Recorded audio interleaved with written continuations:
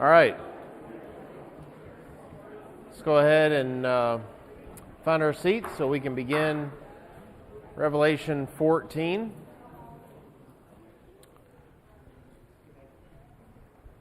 All right, before we start, let's pray. Heavenly Father, we're thankful for another night that you've given us, another opportunity to study your word. We're thankful for the health that you've given us to be here. Please help us as we go through this period of study. Please be with us that we may understand to the best of our ability and then apply it as we live our lives, try to be more like your Son, Jesus. In his name we pray. Amen. All right, so last time we finished chapter 13, and now we enter 14, of course. But before we do this, chapter 14 is a chapter of contrasts. And I think the contrast is made explicit by what mark somebody has, right? We've seen two different ways of marking people in Revelation so far. One of them is from chapter 7, the marking of the 144,000. That's going to be mentioned again in chapter 14. In chapter 13, we saw where people were marked with the mark of the beast, right? 666. And so in chapter 14, a mention is made of each group that's marked in those distinct ways. Okay? So there's a clear contrast here. And one of the things that becomes very clear in chapter 14 is those that who have the mark of the beast have a very dim future. They will be judged.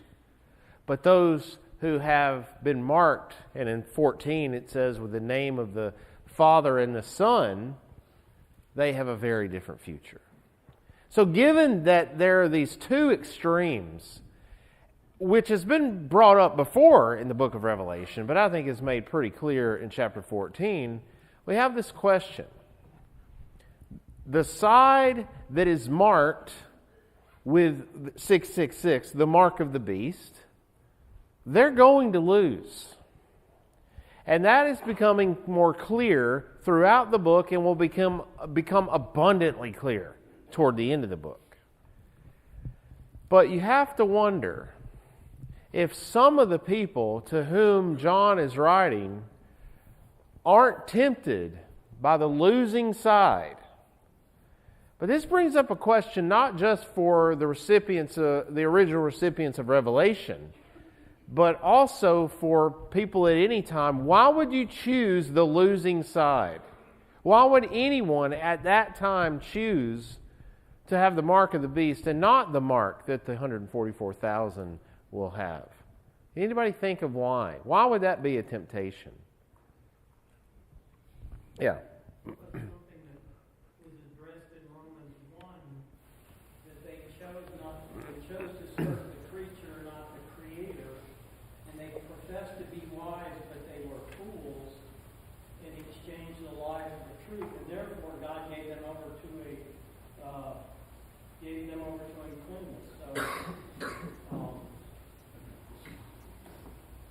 Right.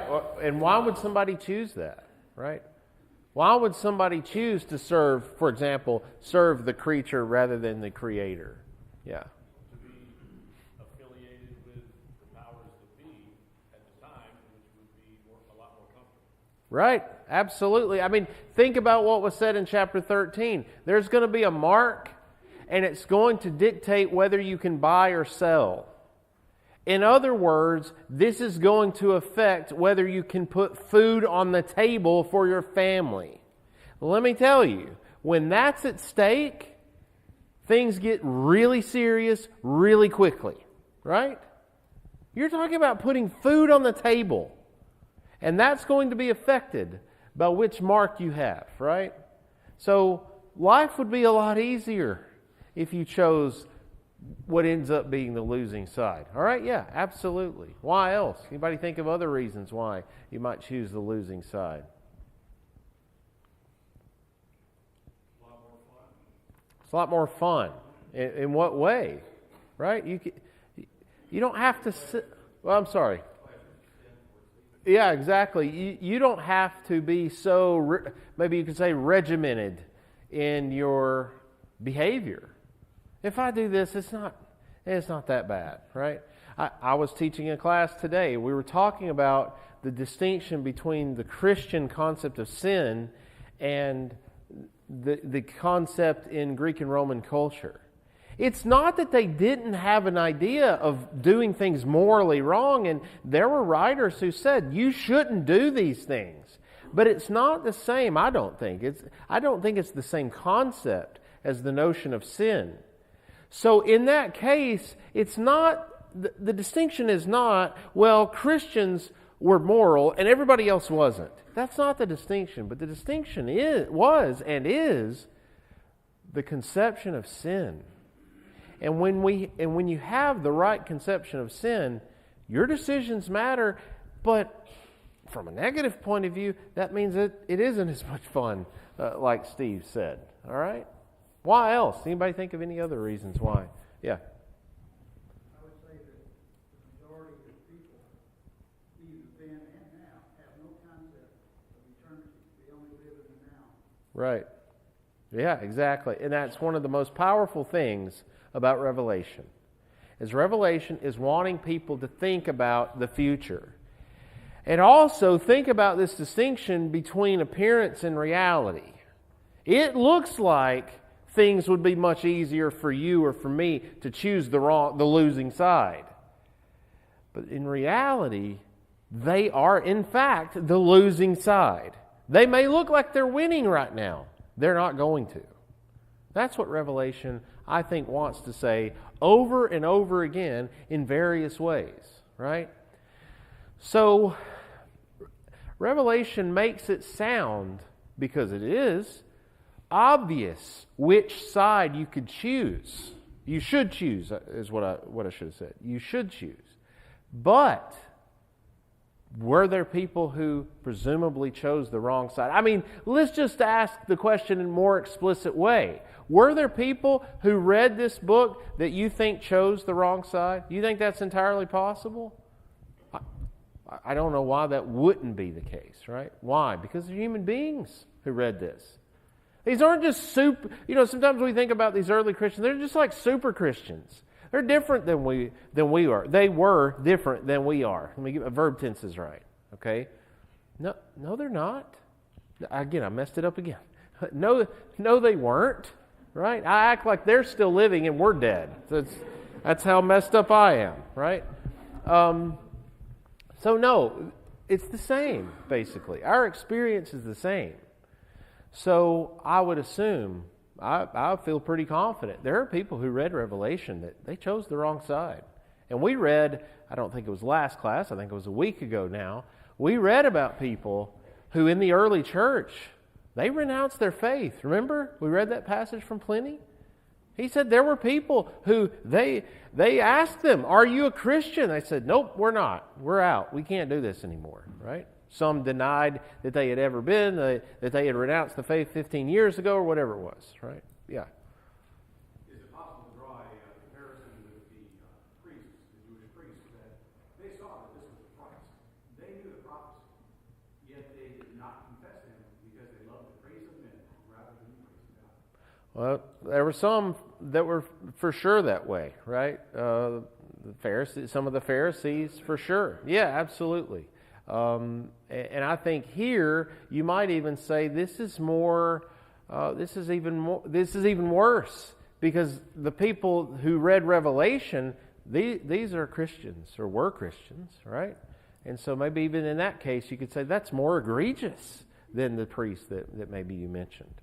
All right, so I know sometimes in our study, and I know this is my fault, I'm teaching the class, that we get so bogged down in the minutia that maybe I don't call enough attention to these bigger questions. So I'll try to do a little bit better job of that. All right?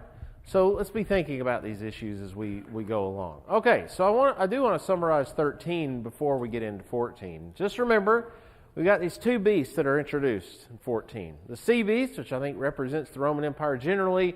The text says it was given its power by, not the beast, that should be the dragon. Sorry, the dragon. Utters blasphemous names. and then it makes war with the saints. And then we have the land beast, which I think symbolizes the imperial cult, or something similar. So maybe the Roman priesthood, or it's representative of a religious body for sure, and it performs great signs. Remember we talked last time about how it gives life to images, these statues, these idols. It gives life to them, and we saw that as a cultural phenomenon, at least to some degree. And then it gives a mark to everyone, and that's what I've already brought up, and that's what I think is emphasized. Again, the opposite is emphasized in the first part of chapter 14, and then we talked, of course, about the number being 666, which, if you remember, is descriptive of Nero. All right? So, and what that means, of course, is Domitian is basically an embodiment of Nero. He's the new Nero. He's Nero that's alive again, so to speak. Okay? So the 144,000, the first passage where we encountered them, back in chapter 7. And remember what this is about. Okay, so I saw another angel ascending from the rising of the sun, having the seal of the living God. And he called out with a loud voice to the four angels who'd been given power to damage earth and sea, saying, "Do not damage the earth or the sea or the tree, until we have marked the servants of our God with a seal on their foreheads." And I heard the number of those who were sealed, 144,000, sealed out of every tribe of the people of Israel. Okay, so remember, chapter 7, they're given this seal. Why? To protect them from the punishment that's coming on everybody else. That's why they're given the seal on their foreheads. Okay, so then, chapter 14, verse 1, "Then I looked, and there was the Lamb standing on Mount Zion. And with him were 144,000 who had his name and his father's name written on their foreheads." Okay? So here's the difference already, is that this is the 144,000, but they've got his name, the name of the Lamb, and the name of the Father written on their foreheads. Chapter 7 doesn't make that explicit, but 14 does. Verse 2, "I heard a sound from heaven like the sound of many waters and like the sound of loud thunder. The voice I heard was like the sound of harpists playing on their harps. And they sing a new song before the throne, before the four living creatures, and before the elders. No one could learn the song except the 144,000 who've been redeemed from the earth." That's a very interesting detail as well. Okay, so Mount Zion. Mount Zion is mentioned a couple of times in Revelation, a few times in the New Testament as a whole. So what is it talking about in this context? Well, Mount Zion is a place, or was a place, well, it is a place in Jerusalem. It was located or people called different things Mount Zion throughout Israel's history. We don't have to go into that. What we're interested in is its use to talk about the future. It's eschatological significance, right?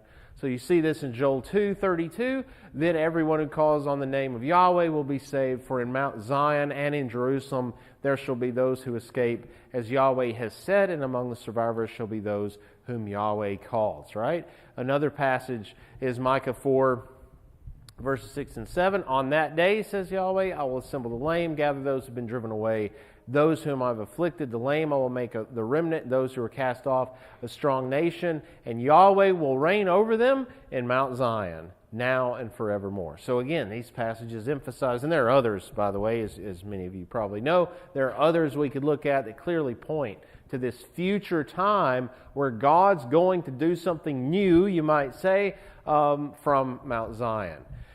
Another book that's outside the canon that also is very close to the idea of Revelation is this book called Second Baruch. I think I've mentioned this before.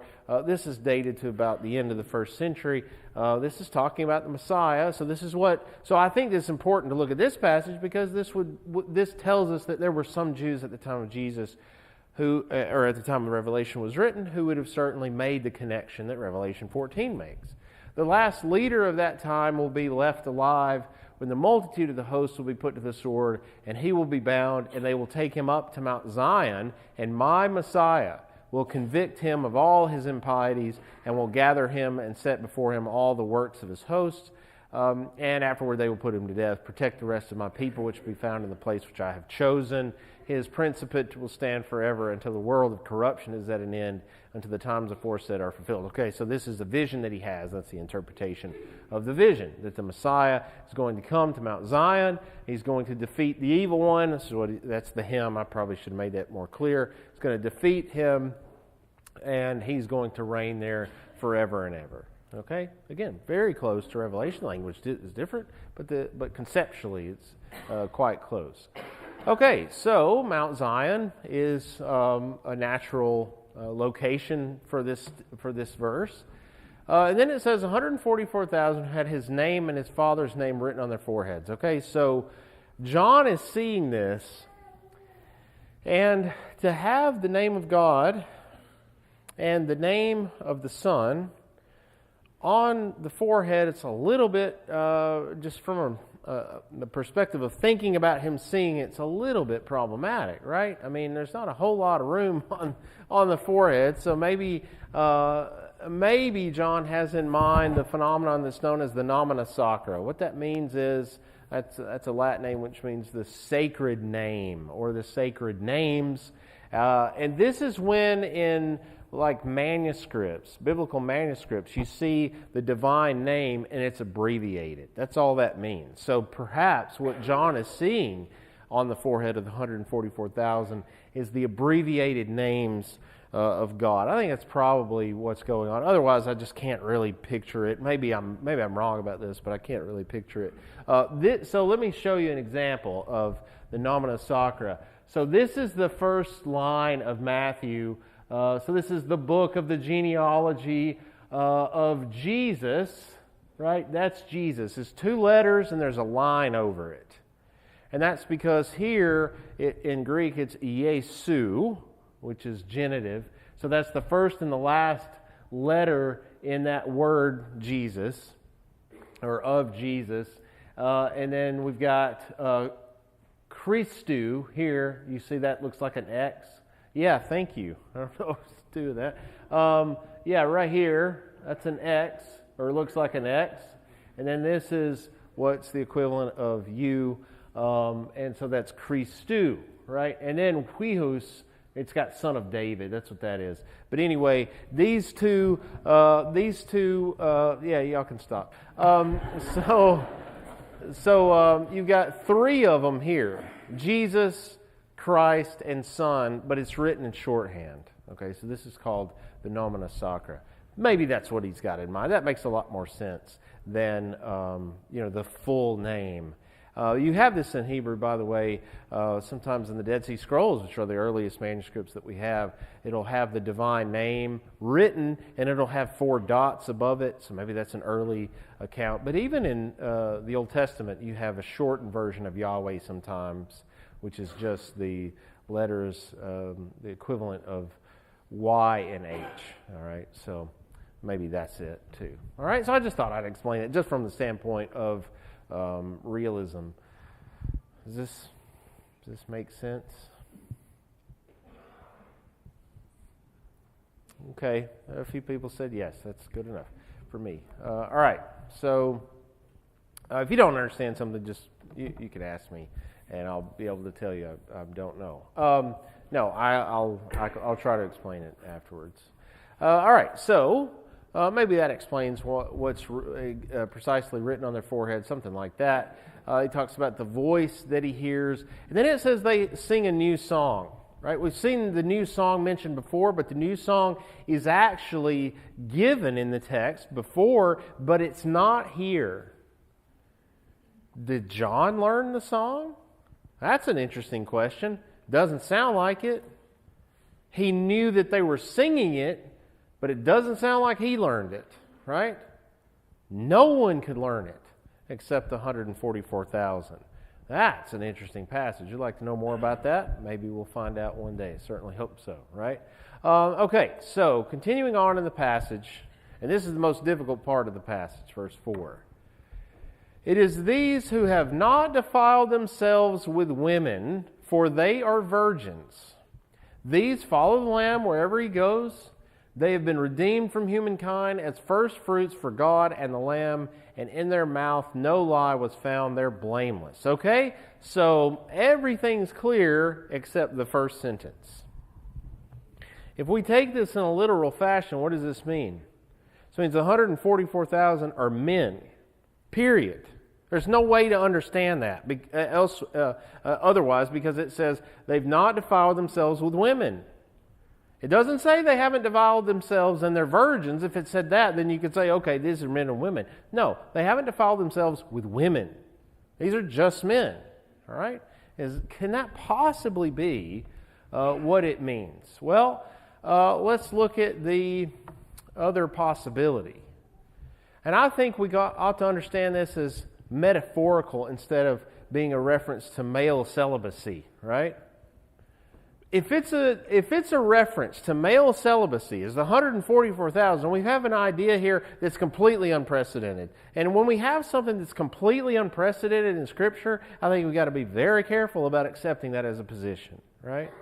I think it's much more likely that it's a reference to purity in contrast to those who worship the beast, right? So this notion of purity having to do with virginity, as it said earlier, is probably something like Jeremiah has in Jeremiah 3 here. There are many other passages in the Old Testament we could look at, but look at what Jeremiah 3, beginning of verse 1 says. You've played the whore with many lovers, and would you return to me, says Yahweh? Look up to the bare heights and see, where have you not been lain with? By the wayside you've sat waiting for lovers like a nomad in the wilderness. You've polluted the land with your whoring and wickedness. What's he talking about? Anybody know? I mean, does he mean that Israel is literally playing the whore, as the text says? Or does he mean it metaphorically? Idolatry, right. They're unfaithful in the sense that they are going after other gods, right?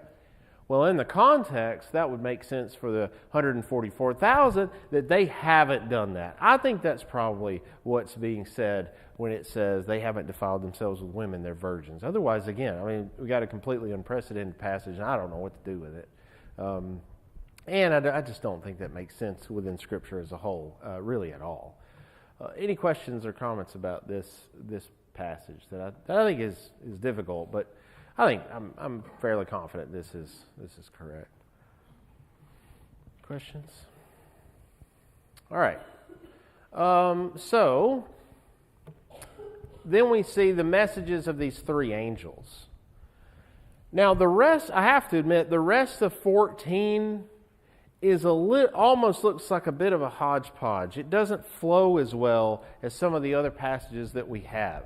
And I think it's because we're sort of in the middle of a transition between the two halves of the book. I think it's already started, but I think maybe that's why this chapter is a little bit different than some of the others we've looked at. Anyway, however we might think about that, he sees another angel flying in mid-heaven with an eternal gospel to proclaim to those who live on the earth. Remember, when we see this word gospel, I don't think in every case in the New Testament, but I think in Revelation, we ought to remember the blasphemous names that we talked about a couple of classes ago. You remember that?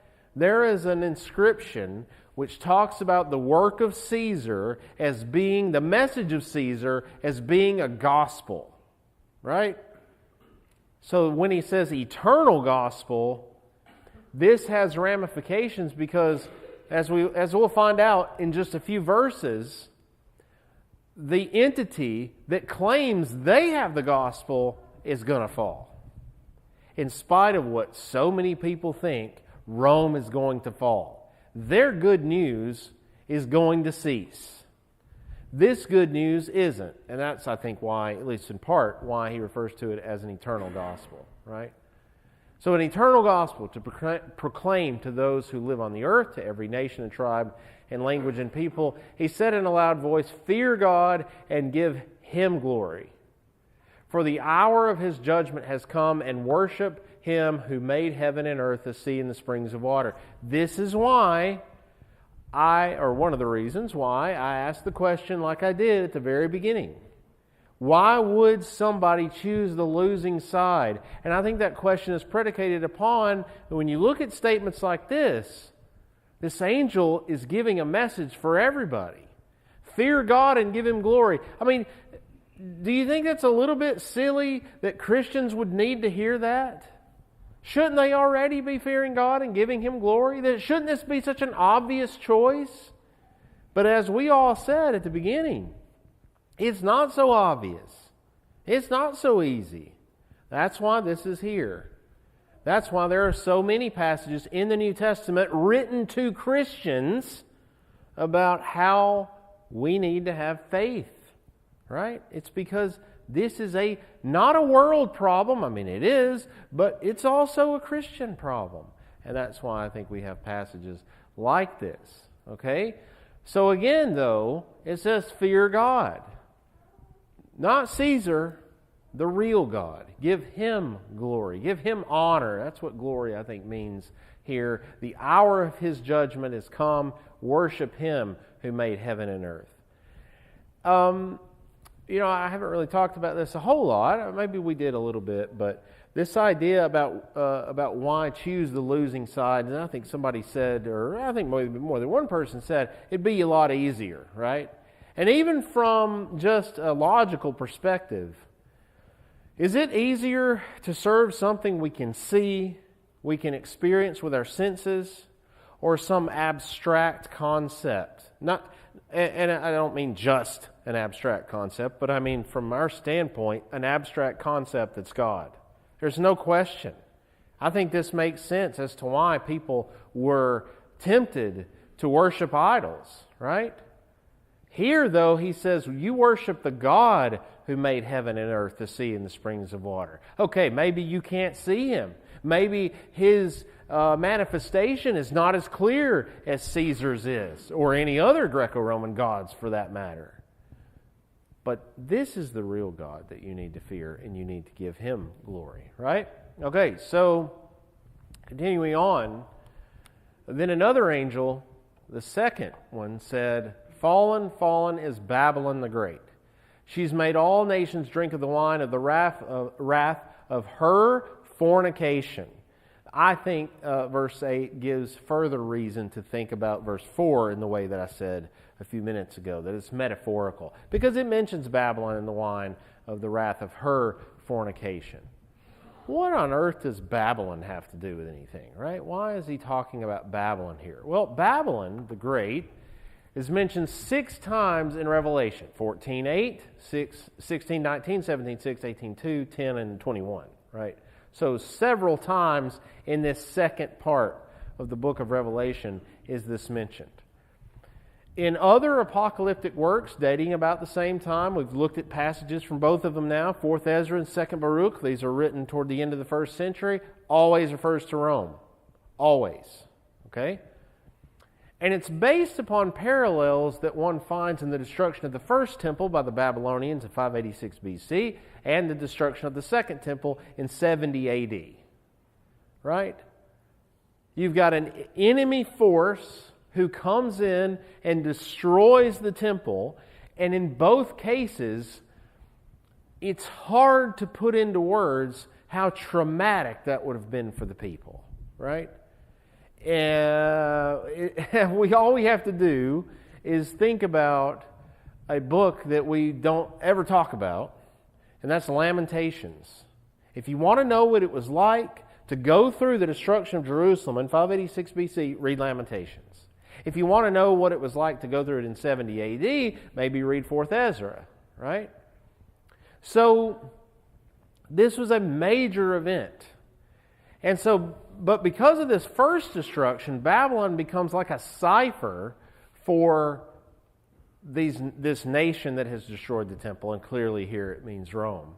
And I think this language in Revelation 14:8 that we're looking at is taken from Isaiah 21. Look, there they come, riders, horsemen in pairs. Then he responded, Fallen, fallen is Babylon, and all the images of her gods lie shattered on the ground. Now, one of the things I do want to look at in more detail later on, but I feel like I need to say it now, is this notion that Babylon would fall.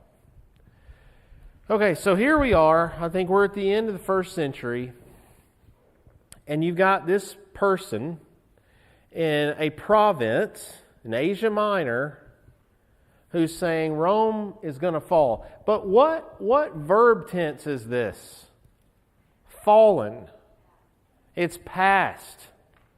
Has it happened yet in the first century? No. So this is what some people refer to as a prophetic perfect.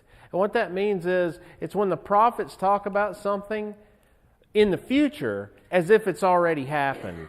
And one way to conceptualize this is to think, well, they talk about it as if it's already happened because it might as well already happen because it's for sure going to happen, right? It's prophetic perfect, right?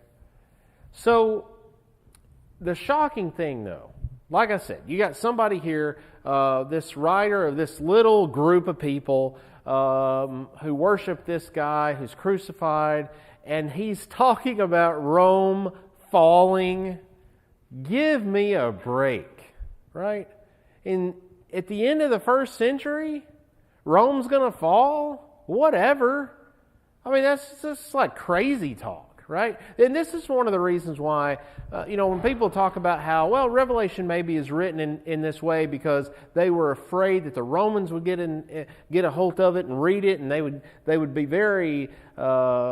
afraid, and they might persecute the Christians. I mean, come on, they're not going to take this seriously, right? I mean, this is just if someone had heard this, they would think this is crazy talk. Rome's not going anywhere. And it would be centuries before Rome was finally done away with. I would be willing to bet, and I feel pretty confident about this because of some texts we will look at later on, where people basically say it is unthinkable that Rome will ever pass away. I mean, if they could see into the future and see us in this year where there is no Roman Empire, and unless you're a student of the Bible or you're a student of history, you probably don't know very much about it at all. They would have thought that is inconceivable. I mean, you just can't even imagine it. It's a bit like if we think nothing's ever going to happen in the U.S., right? I mean, this is the greatest economy, the greatest military, but nothing could ever happen to this country, right? It's a bit like that, I think. It's probably on a bigger scale than even that, right? Their confidence that Rome's not going anywhere. So here is this book where actually he sees a vision, John sees a vision that says, yep, Rome's might as well already have fallen. That's how sure it's going to happen. Again, you have to assume that the original audience who heard this would probably be like, okay, now, I can believe some of what you're talking about, but this, come on, right? You didn't see that. Maybe they would be a bit incredulous about this particular idea. So even this, it seems like, just part of another vision. This is shocking stuff. It would have been shocking for that original audience, right? Any questions or comments about this?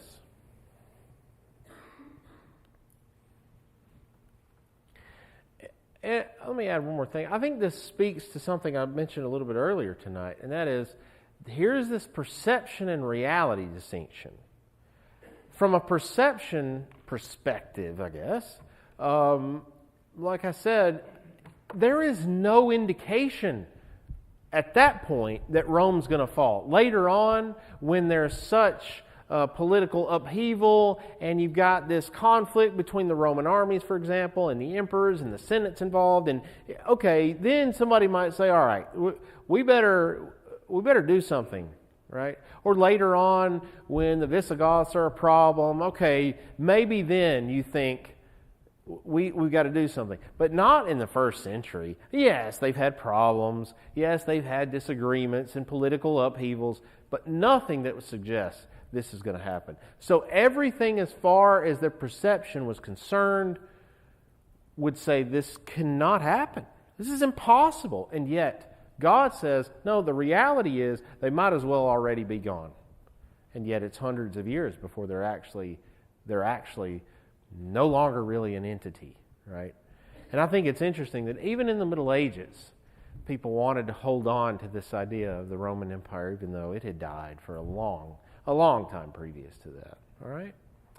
Okay, so let's now look at this third angel crying with a loud voice, "Those who worship the beast and its image and receive a mark on their foreheads or on their hands." All right, so now we've got the distinction. I mentioned the contrast between the 144,000 who are marked with the name of the Father and the Son. Now we have those who worship the beast and its image who have a mark on their foreheads or their wrists or hands, rather. They will also drink the wine of God's wrath. Okay? So Rome is going to be punished. Babylon has fallen, but so will those who worship the beast. They will drink the wine of God's wrath, poured unmixed into the cup of his anger, and they will be tormented with fire and sulfur in the presence of the holy angels and in the presence of the Lamb. And the smoke of their torment goes up forever and ever. There is no rest day or night for those who worship the beast and its image, and for anyone who receives the mark of its name. Basically, they are going to lose. This is the losing side. And this is not a loss that you can recover from, right? When we think about losses, of course, we typically think about sports. And most of the sports that we're interested in, I would assume, how many games do you have per year? Well, baseball, I lose count, okay? I'm not a huge baseball fan, but it's a bunch of them, right? Football, you have, less than 20, typically, games, right? If you lose the last game of the year, is that it?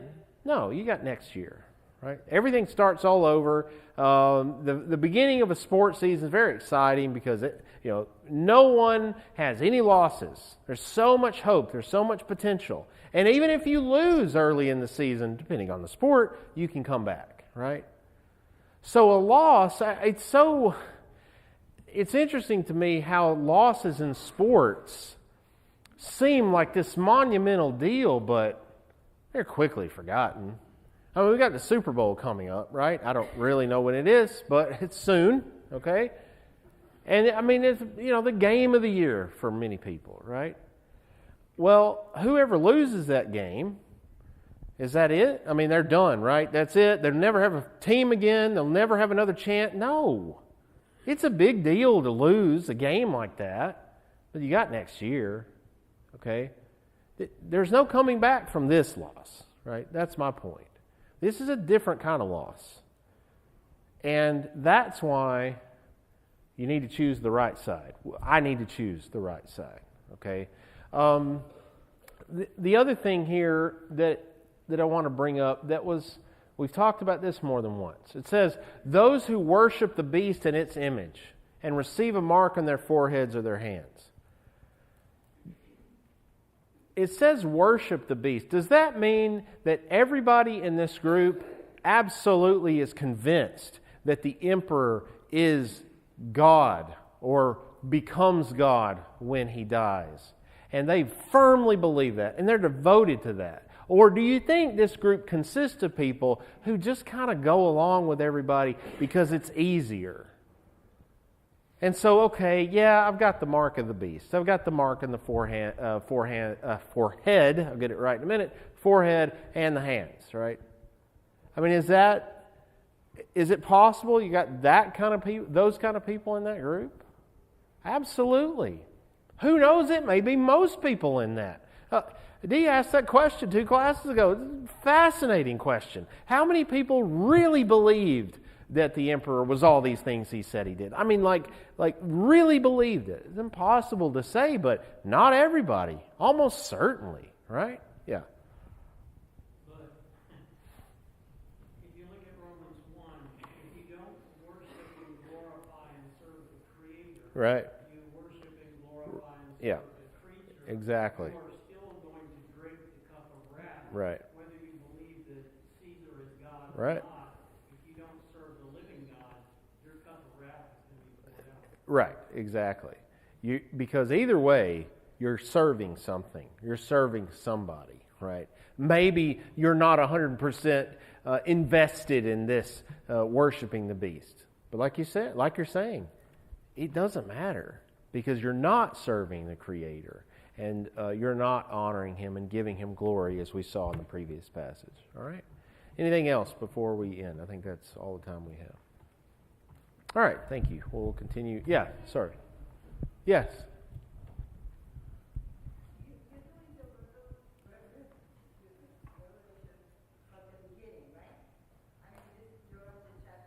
Yeah, correct.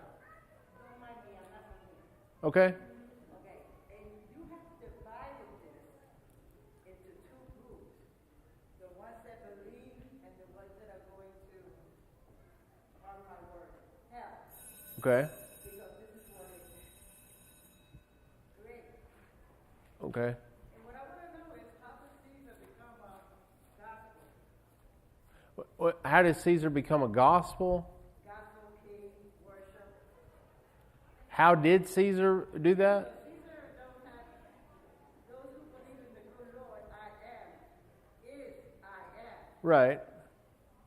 I don't have to have a spiritual anything to believe in my Lord. Right. Yeah. I wouldn't disagree with that. How does the revolution become half and half? I mean, I've been hearing you. Well, I didn't say half and half. I mean, I don't mean like equal numbers on each side. I didn't mean to give that impression. Maybe I'm not understanding. Am I not? Yeah, I didn't mean to give that impression. I think there are two sides, but no, I wouldn't say they're equal. Right. I didn't mean to give that impression. So, all right. Thank you. We'll see you guys Sunday.